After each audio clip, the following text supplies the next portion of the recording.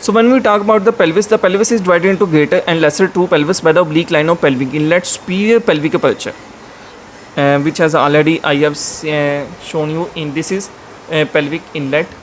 Okay, so superior pelvic aperture, pelvic inlet. The bony ridge surrounding and defining the pelvic inlet is a pelvic brim formed by the bony is surrounding and defining the pelvic inlet is a pelvic brim formed by these are boundaries promontory and ala of sacrum, a right and left linear terminalis consisting of arcuate line, pecten pubis. I have shown you arcuate line and pecten pubis in the previous diagram,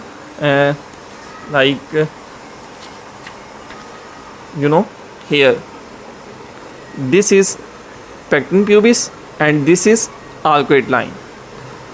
Okay, this is pecten pubis and this is arcuate line. Now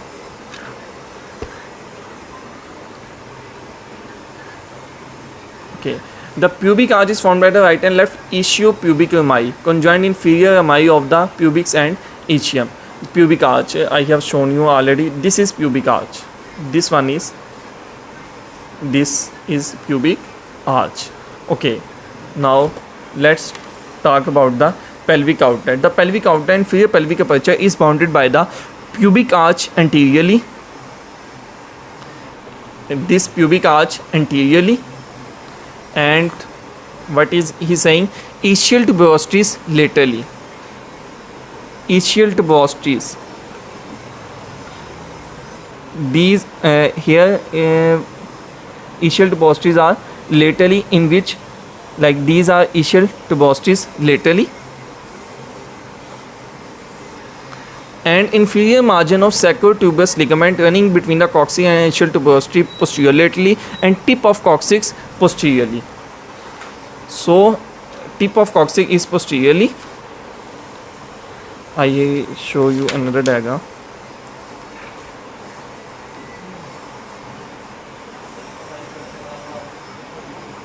So if we see from below, you see this is tip of coccyx and this is pubic symphysis. Pubic symphysis anteriorly, tip of coccyx posteriorly, and laterally there are ischial tuberosities. Here this one is ischial tuberosity, this one is ischial tuberosity, and posterior laterally was what sacrotuberous ligament, inferior margin of the sacrotuberous ligament posterior laterally. So this was the pelvic outlet. Pelvic inlet I have already told you. Talk about pelvic inlet. This is ala of sacrum. Here ala of sacrum, promontory and ala of sacrum, and the right and left linear terminalis to get the former continuous oblique ridge consisting of arcuate line and pecten pubis. So this is pelvic inlet and that was pelvic outlet. Okay, now talk about the greater and lesser pelvis.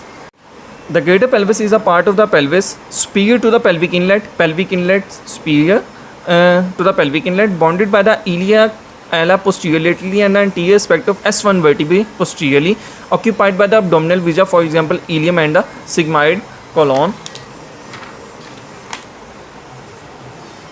Here you see this light green area is greater pelvis. This light green area is greater pelvis and this dark green area is lesser pelvis. So hope so this will be clear from here that what is greater pelvis and what is lesser pelvis. So let's talk about lesser pelvis. What is he saying? The lesser pelvis is a part, true pelvis is the part of pelvis between the pelvic inlet and the pelvic outlet. Pelvic inlet and the pelvic outlet in between, bounded by the pelvic surfaces of the hip bones, sacrum and coccyx that include the two pelvic cavity and deep parts of the perineum, especially the issue fossa. That is of major obstetric and gynecological significance. So basically gynecological and obstetrical significance means the baby's head has to pass through the lesser pelvis and pelvic outlet. So this is a major as far as I know. So as baby's head had to pass through the pelvic outlet, so that's why lesser pelvis is of gynecological and obstetrical significance. So this is about the pelvis, some important points.